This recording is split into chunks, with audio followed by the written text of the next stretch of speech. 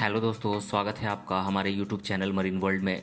दोस्तों, आज के इस वीडियो में हम आपको व्लादिमीर पुतिन, जो कि वर्तमान में रूस के राष्ट्रपति हैं, उनके बारे में बताएंगे। तो चलिए इस वीडियो को स्टार्ट करते हैं।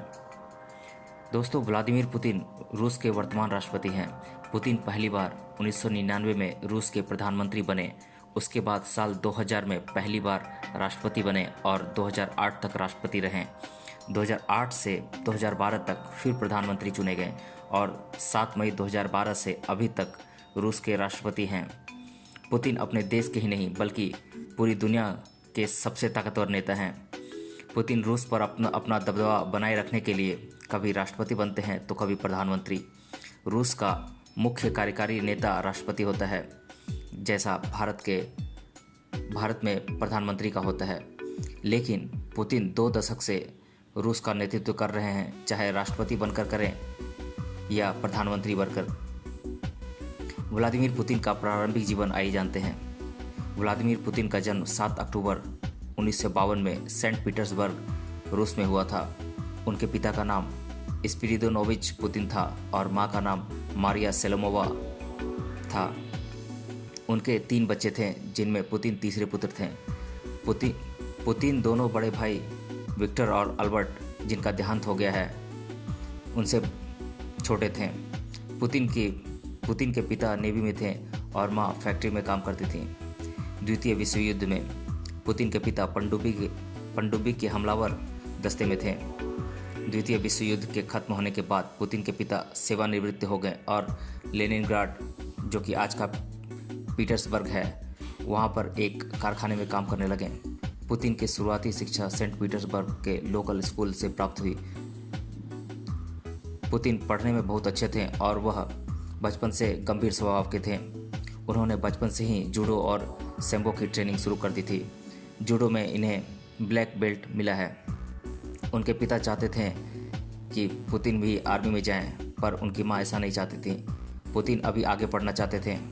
उनकी मां भी चाहती थी कि पुतिन और पढ़ें, इसलिए उन्होंने लेनिनग्राड राजकीय विश्वविद्यालय में एडमिशन लिया और 1975 में लॉ की डिग्री हासिल की।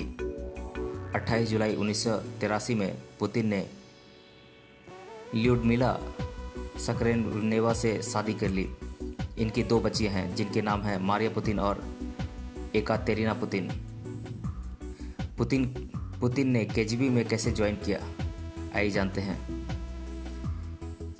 डिग्री हासिल करने के कुछ दिन बाद ही उन्होंने केजीबी ज्वाइन कर ली थी। पुतिन का केजीबी ज्वाइन करने की कहानी एक फिल्मी कहानी जैसी है। पुतिन जब छोटे थे तब वह फिल्म देखना बहुत पसंद करते थे। उन्हें जासूसी फिल्म देखने का बहुत शौक था।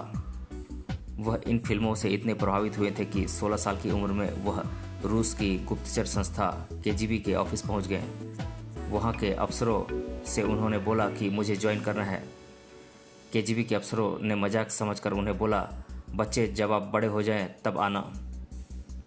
तब तो पुतिन वापस चले गए, लेकिन बात को वह भूले नहीं। 7 साल बाद जब उन्होंने 1975 में अपना स्नातक पूरा किया, उसके कुछ दिनों बाद ही उन्होंने केजीबी ज्वाइन कर ली।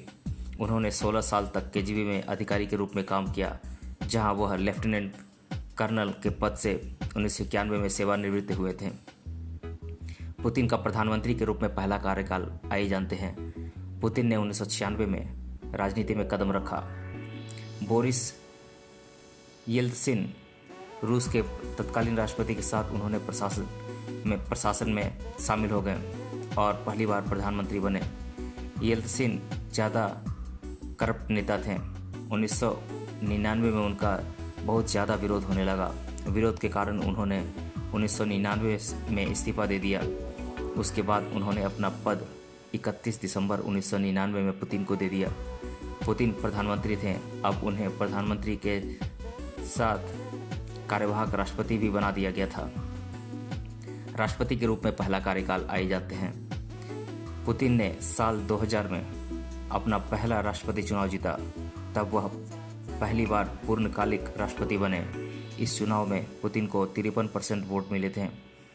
पुतिन ने अपने पहले कार्यकाल में बेहतरीन काम किया। रूस की गिरती अर्थव्यवस्था और गिरती साख को पुनः ऊपर पहुंचाया। सोवियत संघ के विघटन के बाद रूस को कमज़ोर समझा जाने लगा था। लेकिन पुतिन ने पुनः रूस को बुलंदियों में पहुंचाया।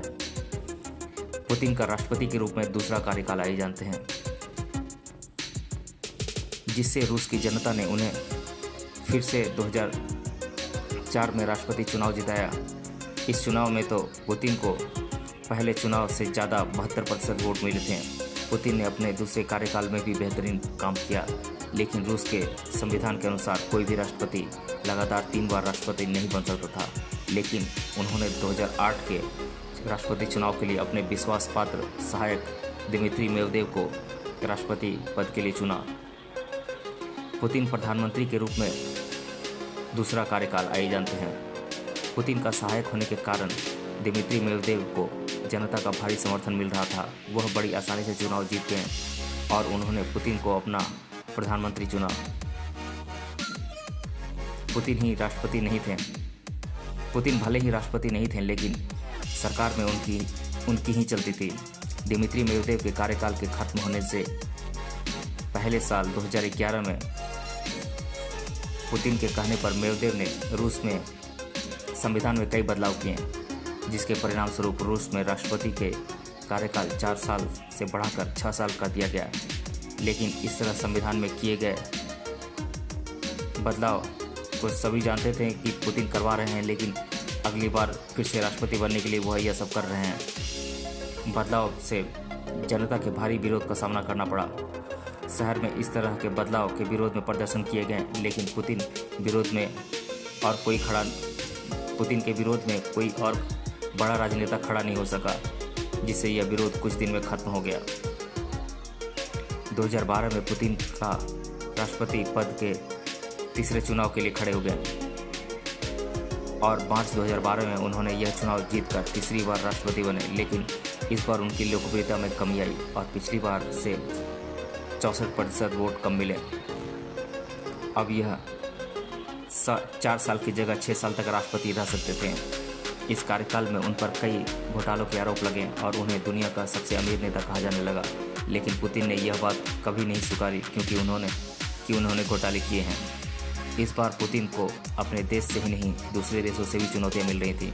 सीरिया में अमेरिका और रूस कोल्ड वॉर के बाद पहली बार आमने सामने आए थे, क्योंकि अमेरिका बशर अल असद की सरकार गिराना चाहता था और रूस ऐसा नहीं होना देना चाहता था। अमेरिका रूस से तो सीधे भिड़ नहीं सकता था।